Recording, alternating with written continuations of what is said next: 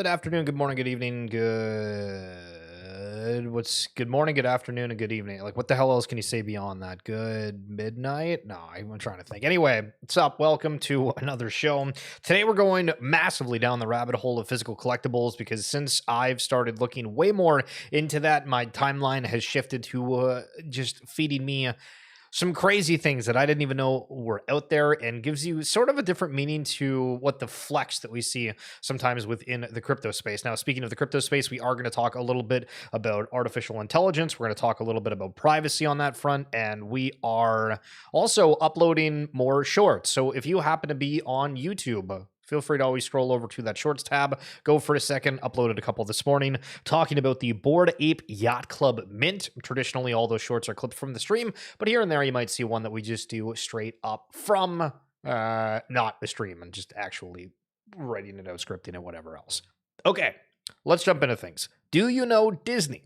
We're gonna come full circle with this, okay? So if you stay through the entire end, take a look at this. The complete set of Disney trading cards. Now, when you look at this, because it's something that I didn't even realize, okay? First of all, very impressive. Love the collection. Hell yeah. Number two, these are all clearly some of the shiny ones. You know, when you pull a pack and you get like the little foil ones, it's that in the gold edition and whatnot. But these are all Lorcana cards. And when we talk about cards, and we say, all right, well, what's your favorite trading card? People go through Pokemon, Magic the Gathering, sports cards, or, you know, whether it be NBA, NFL, NHL. But nobody ever says Disney Pinnacle, or at least it feels like nobody says that, but we know how big Disney is. And especially within the crypto markets, people used to say, you know what, one of these brands, one of these IPs, all they need is a partnership with Disney, and oh my God, the things that will happen. And then what actually happened was people just LARPing and saying, yeah, we have a deal with Disney, or we're having people that formerly worked at Disney that are on our team, and yada, yada, yada, yada. But still, what a wild collection and a little bit of a different flex. So I thought, hey, you know what? Let's look at like what this sort of looks like within the Disney store. And so you could buy playmats for $20 if you want a Mufasa. I kind of want to like recreate the scene with the hyenas when they're like Mufasa, you know what I mean? Okay, anyway, we're getting way too over it there. But I mean, on the fronts, like I'm looking at these, right? And I'm trying to like fully grasp all the different components of it, because this one says Into the Inklands, and then it's got the 101 Dalmatians.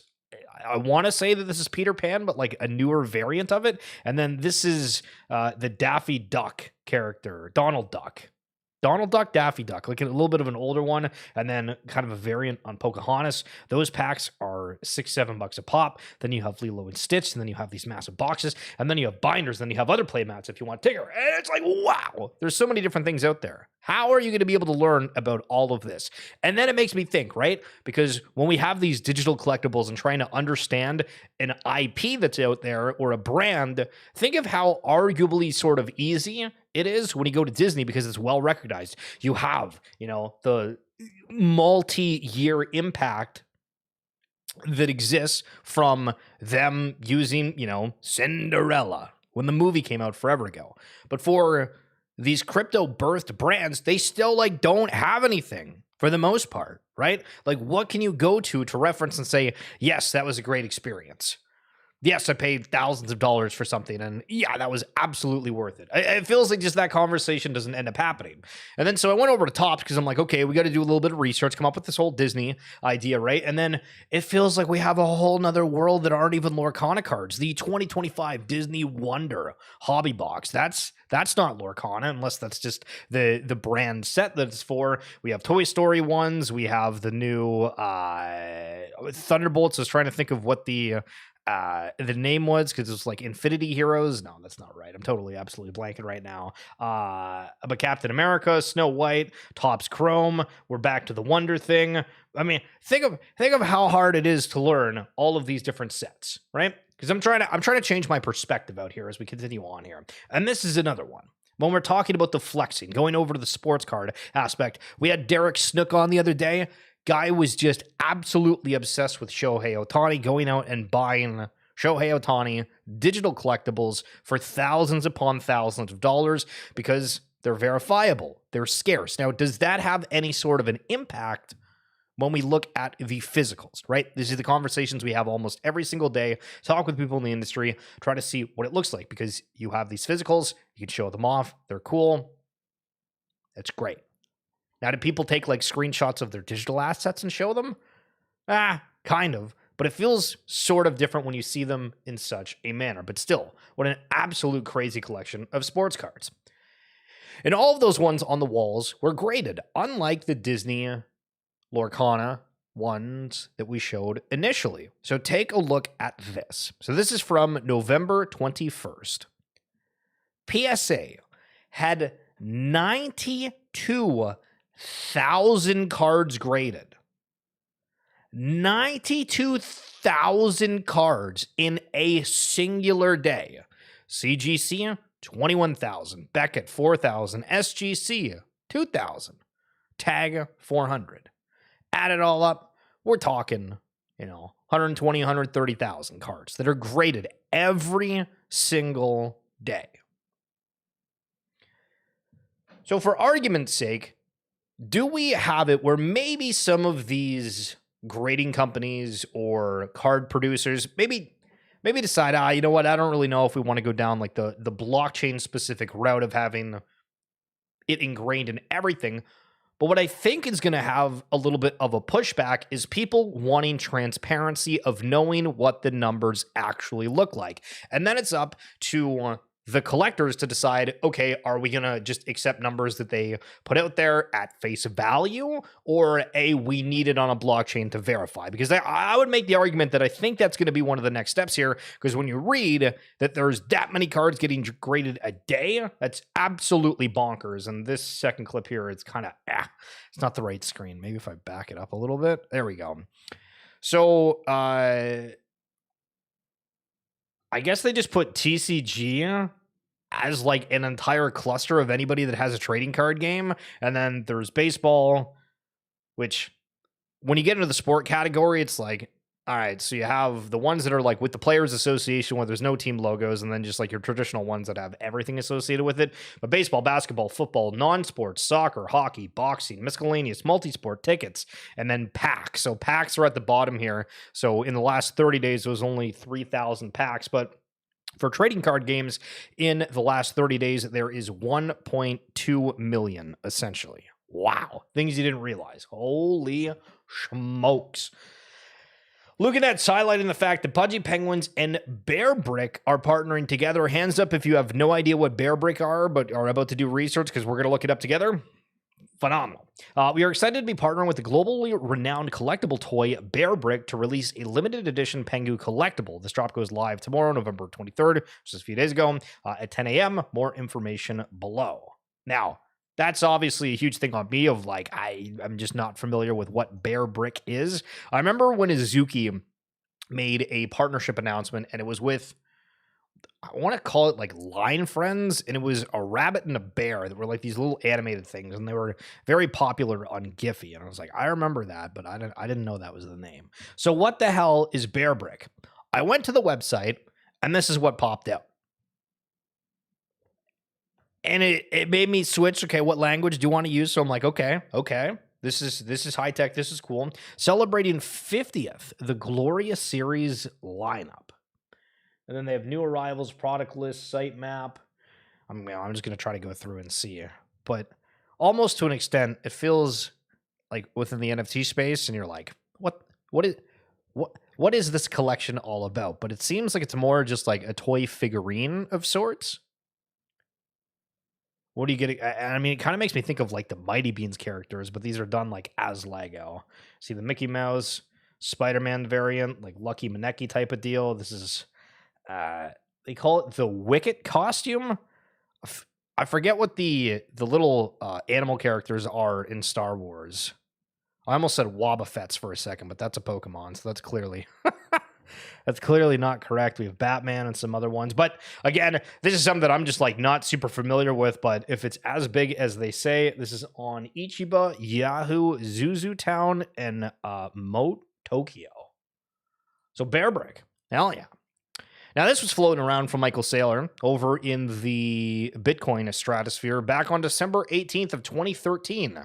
The guy that has started MicroStrategy and exclusively bought in Bitcoin back in 2013 said Bitcoin days are numbered. It seems like it's just a matter of time before it suffers the same fate as online gambling. Everybody has a little bit of a change of tune for these assets that are digital, eh? Apparently. I mean, how much do you... Maybe this was like a troll post back in 2013. I'm not entirely sure. And Jaden Levitt. This is completely bonkers. But I guess VeeFriends, and specifically Gary Vaynerchuk, are straight up DMing people a link that is about how to buy your first VeeFriends NFT with a credit card. People have asked to make it easier. I worked on it for months. Let me know if this helped. Use a check emoji if you got one. Just cold DMing 11 million accounts on Instagram. So yeah, if I message two people with sort of the same message, I get my account locked down. You got to contact support. You got to do the, make sure you're a real human, point out which images have a bridge in them, which ones have bikes in them. This guy can just message 11 million people. Unbelievable. And VeeFriends have had a little bit of a kind of holes being poked through certain aspects of it. I would make the argument that kind of the entirety of the NFT space has. And for the Pudgy Penguin toy a second ago, I don't think there was something exclusive for holders, but again, I might be talking from a place of arrogance. But Anon saying, if you're not listing your NFT holders for priority to physical collectible drops, what the hell are we even doing with NFTs then? This just goes to show that you don't value your NFT holders. They are simply placeholders in your marketing funnel. Now, for Bored Ape Yacht Club, right? They've done a whole bunch of different merch drop. They've had certain ones that are exclusive to holders on that front. Sometimes it's completely wide open to the public in general. But these conversations of these brands that are supposed to have these extra interactive engagements, some kind of perks, people, I've noticed, obviously, clearly throughout years, problems have been brought up and hands have been raised to ask questions.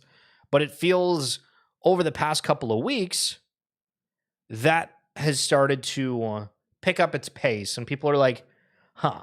Now, I would attribute that to the October 10th kind of liquidation event and what we've seen within the market, a huge downturn. And people are like, okay, well, why the hell am I holding this thing if I'm not getting anything extra for it? Well, we're also seeing certain collections just completely close up shop, which we saw from Chronoforge today, where apparently their company that was like funding them, they went under. So they're now trying to figure things out. And the entirety of like the crypto gaming space just continues to have problem after problem after problem. It really does. Yo, Peckham, what's going on? You got the live 11 minutes in. True. Still got a fair bit to go through. But look at this. Out in the college game days. This is what the president does at the school. That's rewarding their faithful right there. Handing out pizzas to the student section. That's what we need. That's what we need in the space. Absolutely. So one of the things that I wanted to bring up as well is yesterday we talked about AI and we brought up the X402 standard. Now, this is something a little bit different. We're just talking about the AI front, but one thing that I'm wanting to try to do is bring up certain projects, highlight them, let you do your own research, obviously, within this. But do we have an airdrop season that is going to bring that back? Potentially. So Camp Haven is officially live. Hop into the tents, complete quests, learn the ecosystem, and start earning XP to qualify for the Have. Not have, Have, I'm assuming because it's Data Haven. Airdrop. If you care about AI, data integrity, or building systems people can trust, this is the place to be. So just looking at this quite quickly, they're saying that 50% of the Have token is reserved for the community, which is kind of neat. But then going through here, Zealy, if you're familiar with Zealy, they do different airdrop campaigns. There's videos. We have the XP here where you're able to also just follow the X account, Discord, and then scrolling on down, there is, I think I saw this before, where if we like check in, we get extra points for things. And then you can see, and this is actually very similar to other networks of sorts, where if you check in like every single day or application, and if you have Disney Pinnacle, I keep saying it because they're giving out free like keys to be able to open chests in December. If you download that app, you're able to see that. But again, if you're wanting to check out Data Haven, this is something that I think is not going to take too much to be able to just kind of start farming something, which if you've seen over the last couple of days, Monad has gotten a ton of attention. Now, with Monad, this was something that if you were active on X, you basically were just able to get a little bit of a stimulus airdrop from, and I think it was like, I want to say like $150 ish if you've like literally just done nothing but have like enough tweets about crypto in the industry, and that's like literally all you did. And I remember a few years ago, we used to have a massive December where just all of a sudden, all these different collections and things were doing airdrops of sorts. So we might have to be starting to pay more attention on that one. Silo pumped 30% today. It looks ripe for a ripper of a bounce. Just saying. Who's using it though? Because I feel like Shen and them have sort of like completely pivoted to doing stuff on like the XRP side of things. I know that Root ended up going like absolutely bonkers the other day, and I've been hearing rumors of like, oh yeah, like a deal settled, but I mean, I feel like people have been burned way too hard on that to have like, unless it's a crime pump is what people are now referencing anything. I don't know if I have faith in what's going on around that, because the whole thing just felt so bad. How do you go from having a team of 200 people to everybody just being completely gone, the infrastructure dying, and some guy that made the marketplace that had the least amount of funding of everyone is kind of who's in charge? It just drives me absolutely nuts. But I love seeing your posts all the time. It's great. It's absolutely great. True. So let's keep on the conversation around the privacy train. So this private thing is a new agent that's on virtuals essentially, and they launched a private function for X402. So with Data Haven, they're working on AI storage, which is a little bit different. This is when you're making transactions and whatnot, how to make it invisible. Okay. So they've launched it on Base and Polygon. Now, a couple days ago, I made a comment saying we should be paying attention to what's going on with Base because number one, they're starting to scream, like literally on the timeline, starting to scream that December 17th, Coinbase, Base, everything changes. It's going to be so exciting. Okay, great, phenomenal, absolutely. Still agree with that initial sentiment. Now, what I would caveat and add to that is that nobody, and I mean nobody, is talking about Polygon. Now, there was the stigma, I guess we'll call it, where early days within the 2021-22 timeline, people thought, you know what, if it's on Polygon, it doesn't have the same value for art because everything that has value is on Ethereum, and anybody can just like do whatever on Polygon because it's so cheap. And that's sort of the aspect. And that is sort of the aspect, okay? But what we've seen with Polygon is them having deals with like MasterCard, Revol, all these other players, right? Where Polygon seems to almost be like the default chain for some, and to repeat myself, serious players. And we're noticing that like Base, Polygon, like some of these chains are having substantial transactions that are occurring. And we keep wondering, all right, well, on these different protocols, what's going to be the killer app? And for Polygon, it feels like it's a real world use case of these instant payments. And there's a clip from Kevin O'Leary that's been floating around of him specifically talking about just that, because everybody's like, oh, Bitcoin, crypto, blah, blah, blah, blah. He's like, the real thing with all of this is digital payments. And that feels like what's going on with Polygon. So anyway, this private aspect launching on Base and Polygon to try to have it where all of these transactions are done from a private standpoint where everything's not traceable that way. Did you sell seed phrase on the seed? I did not, Cassie. What's up? Where can I buy AIX 2049 tokens during the pre-sale? I do not know what that is, to be totally honest with you, Ubev Weave. See, listen, I can't tell if you guys are bots because those, what the hell are those names? That's unbelievable. So we're keeping on the AI train for a second. You know what I mean? We're going to do a choo-choo. We got the train going. So Rabida. We did an entire video about Rabida before, and it is supposed to be for Ribbit, which is the token Tibber, but ultimately relating to the aspect of Ribbit Capital, which has been a massive investor within a lot of like unicorn companies that were wildly successful. And so you'll see on the timeline, if you do like $Tibber, you'll have like 500 people that are replying to you. I did that stream. We had like 1,000 people watching. I was not expecting that whatsoever. But this Rabida is an AI agent that's automated, and it gives different perspectives or things in the world. So like here, Google's adding agents to Workspace, making Know Your Agent, your org map, and logs mint expert tokens for ops and audits. Now, are you and I necessarily going to know exactly what all that hell that is? No, but it's saying these are some of the things from the big entities that are happening. Visa paying creators in stablecoins. That's the tell. Tokens make payout agent ready and shift risk off platform. Okay, so these agents, conversations around, well, you know, these AI, they're not going to use fiat. They're going to use whatever the hell these crypto payments are, which of course goes to stablecoin unless you're in an asset that is not a stable one.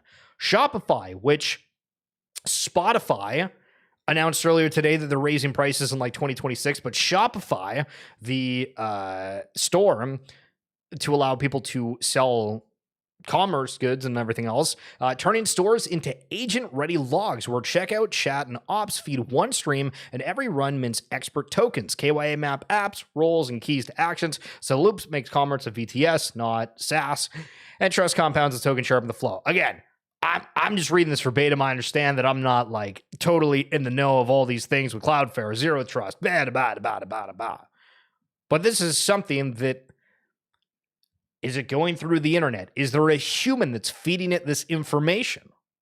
I don't know. But the Tibber, Ribbit Capital, I think, again, all of this AI stuff on top of everything else that we're going through, it's going to be a huge narrative at the same time that we're seeing people say, oh, the AI bubble, it's crashing. No. I feel like we don't know who the winners are of this stuff. We don't know the capabilities that are going to happen. We're seeing a lot of really cool things, but is it just, you know, nice trailers? What actually gets adopted, and how exponential does the things that get adopted do to really take over everything? So the VeeFriends signals nobody is talking about. We brought it up a little bit earlier, and we've had people complain about certain things, but also we've had some diehards. So what the hell is going on with the crypto-birthed brands, VeeFriends? You're starting to see this shift where people are going to start to acknowledge what VeeFriends has done, and it's going to happen quietly, but overnight, people are going to shift their opinion of the project, and they're going to be like, no, look at all the great stuff. They're going to buy some, and then they're going to be like, look at all the great stuff that they managed to do. So let's pause there for a second. So for VeeFriends, they've done the VCon. They've done a multitude of different trading card launches.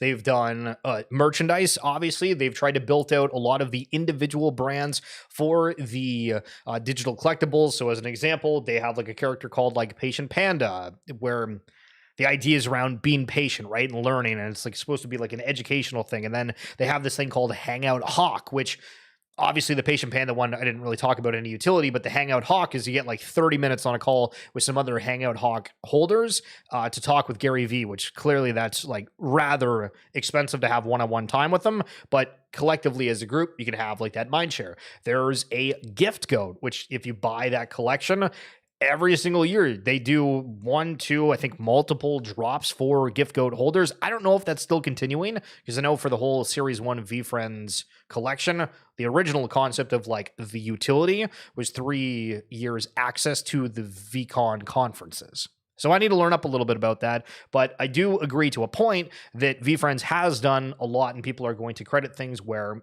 they're able to. Now, amongst the market kind of turbulence here, we are seeing some grails getting picked up $308,000. Would you like a kind of lower end house, or do you want the Hoodie CryptoPunk? That is the question. How many people in the world own a house? How many people in the world own a Hoodie CryptoPunk, which I feel like there's very few of them in the world. Do we change the biases? Might just be the case. Crypto sponsorship's back, and I am going to use a couple points that we've said before. So number one, starting to see where some of the trading card games, right, like Vibes TCG, Azuki TCG, Parallel, which we've interviewed on the RWA SegMints podcast, links in the description down below or my bio on X, all of that, right, all of that, we haven't really seen for a minute. Like, I feel we just like haven't seen people like really kind of injecting money out there, right?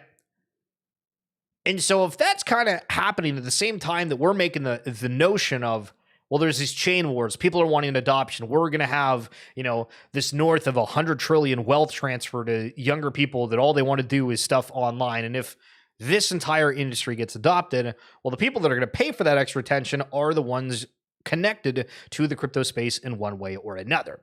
Now, where the hell am I getting to this? Well, this is the FaZe Clan jersey for, I think, whatever they're doing, right? So like Counter-Strike, CSGO, which is that's the same thing. Why did I just say that? The Call of Duty League and whatever other esports that FaZe Clan is in. But you have Rollbit on here. You have Wrecked Brands, right? You have Steel Series 2, which is like a computer accessories, like your keyboard, your mouses, whatever. But Wrecked Brands, that is a crypto-based brand that is selling beverages.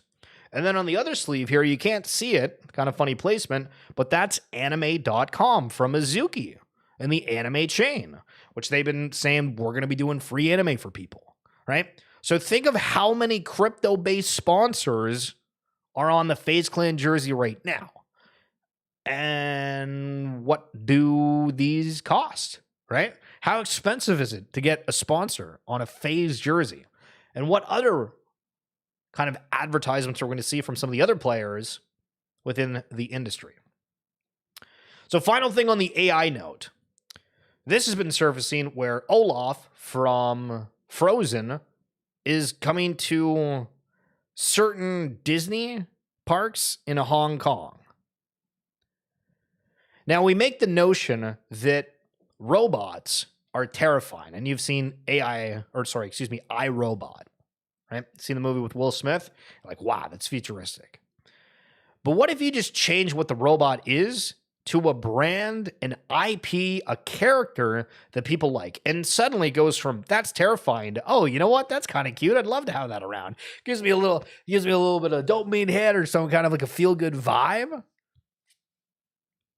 What is going to happen in this crazy, crazy world? But that's going to do it for this edition of XVeet. Peckham, thank you so much for coming on through. Guys, we do the RWA SegMints podcast every week where you can listen to me chat with some of the best and brightest people in the industry and where they're tokenizing various goods, from wines to watches to trading cards to everything under the sun. And we're just continuing seeing the collectible space in particular picking up. And how does that get tokenized?